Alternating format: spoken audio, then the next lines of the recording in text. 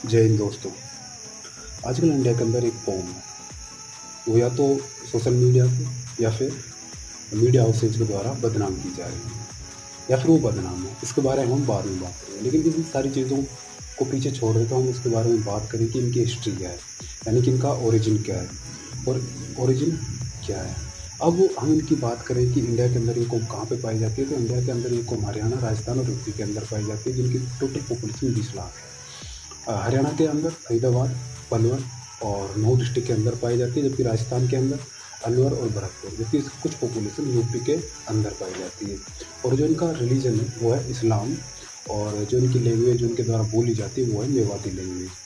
और इसके बारे में मोस्टली जो हमारे यहाँ पे जो बाकी लोग हैं, जो अदर वे हैं, वो उनके अंदर एक थ्योरी बनी हुई है कि हम लोगों को औरंगजेब के द्वारा, बाबर के द्वारा ज़बरदस्ती मार पीट के कूट के हम क्या बनाया गया, मुसलमान बनाया गया।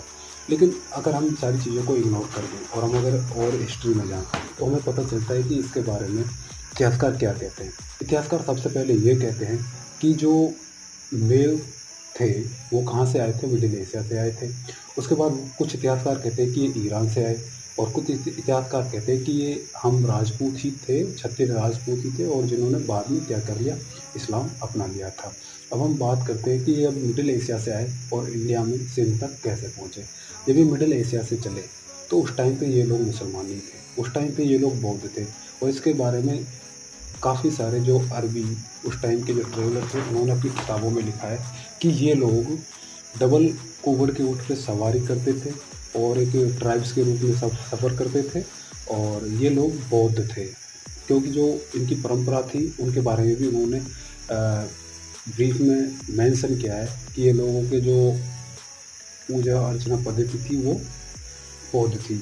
और ये लोग जब मिडिल एशिया से चले तो तुर्कमेनिस्तान, किर्गिस्तान और उज़्बेकिस्तान, ईरान, और उसके बाद ये अफ़गानिस्तान होते हुए ये पहुँचे थे, सिंध में पहुँचे थे। यानी कि सिंध में जब ये पहुँचे उस टाइम तक ये लोग बौद्ध थे। अब उसके बाद ऐसा क्या होता है कि ये लोग इस्लाम में कन्वर्ट हो गए और ये लोग छात्रपुत बन गए, क्योंकि जब ये लोग मिडिल एशिया से चले थे उस टाइम पे ये लोगों की जो कौम थी वो थी मेद। और जब ये सिंध में पहुँचे और जब यहाँ पे जो यहाँ के जो निवासी थे, और यहाँ पे जो लोग थे वो कौन थे, मूल निवासी थे यहाँ के, सो कॉल्ड क्षत्रिय कह सकते हैं जिन्हें हम। जब ये यहाँ पे आए और यहाँ पे आने के बाद इनका रहन सहन, खान पान, जो कल्चर थी और जो इनकी बोली भाषा थी वो क्या हुई, एक दूसरे के साथ मिक्स हुई।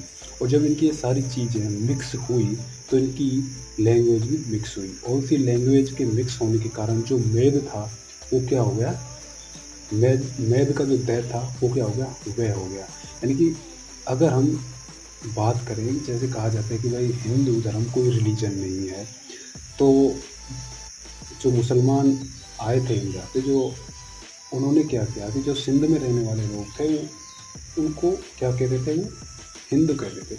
क्योंकि अरबी जो लैंग्वेज है उसमें सह को क्या कहते हैं, है कहते हैं। तो सिंध का क्या हो गया, हिंद हो गया, और हिंद में रहने वाले लोग क्या हो गए, हिंदू हो गए। तो सेम थ्योरी यहीं पे फिट बैठती है कि जो मेद थे उनकी जो प्राकृतिक लैंग्वेज में उनकी जो लैंग्वेज चेंज हुई तो उनका जो दैत था वो क्या हो गया, वह हो गया, और वो क्या हो गए, यहाँ पे आके वे हो गए। उसके बाद होता क्या है कि ऐसा होता क्या है कि ये लोग मुसलमान हुए। ऐसा इसलिए हुआ क्योंकि 1512 ईस्वी में मीर कासिम ने इंडिया पे आक्रमण किया, और इंडिया पे आक्रमण करके उन्होंने यहाँ के जो राजा थे उनको क्या किया, हरा दिया।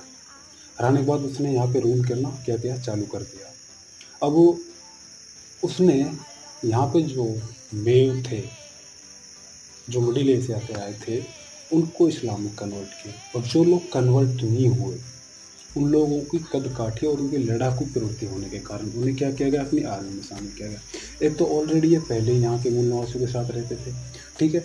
और जो मुसलमान राजा यहाँ पे आए थे जिन्होंने आक्रमण किया था, ये तो ऐसा तो था नहीं कि वो अपने साथ ही वहाँ से लाखों लोगों की आर्मी लेके आते थे, सेना लेके आते थे। यहाँ पे जीतने के बाद यहीं के लोगों को क्या करते थे, अपनी सेना में शामिल करते थे। तो यहाँ की सेना में जो लोग शामिल थे वो कौन थे, यहाँ के मूल निवासी जो क्षत्रिय राजपूत थे। और फिर जो लोग वो उन्हीं में को भी उसी आर्मी में शामिल किया गया। अब फिर से इन लोगों का एक कॉम्बिनेशन हो गया, और फिर कॉम्बिनेशन होने के बाद इन लोगों का कल्चर, रहन सहन, लैंग्वेज, सब कुछ राजपूतों के जैसा हो गया।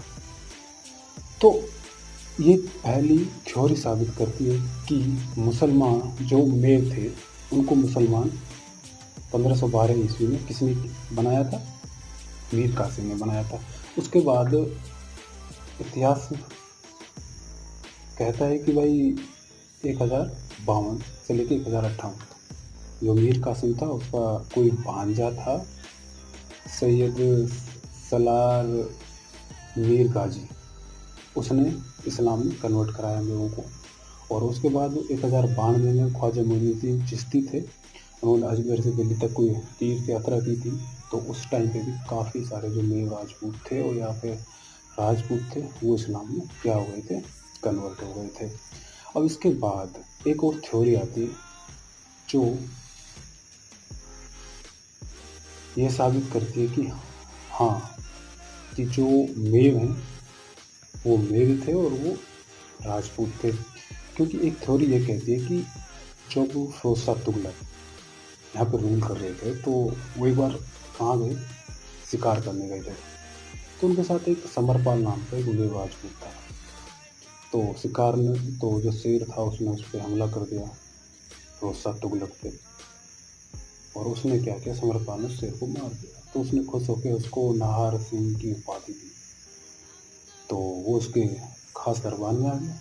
जब खास दरबार में आ गया तो उसने उसकी पूरी फैमिली ने इस्लाम अपना लिया। तो उसी के बाद उन्हीं का वंशज पैदा हुआ हसन खां मेवाती। अब ये सारी थ्योरी ये साबित तो कर देती है कि बलबन औरंगजेब बाबर ने हमें मुसलमान नहीं बनाया। हम आज से नहीं, हम हजारों साल पहले से मुसलमान हैं। तो यहाँ पे ये थ्योरी भी खारिज हो जाती है कि हम कन्वर्टेड थे या फिर हम हिंदू थे। बाकी बातें अगली वीडियो में करेंगे। If you like this video please share and go to description, open YouTube link and subscribe my channel. Thank you so much.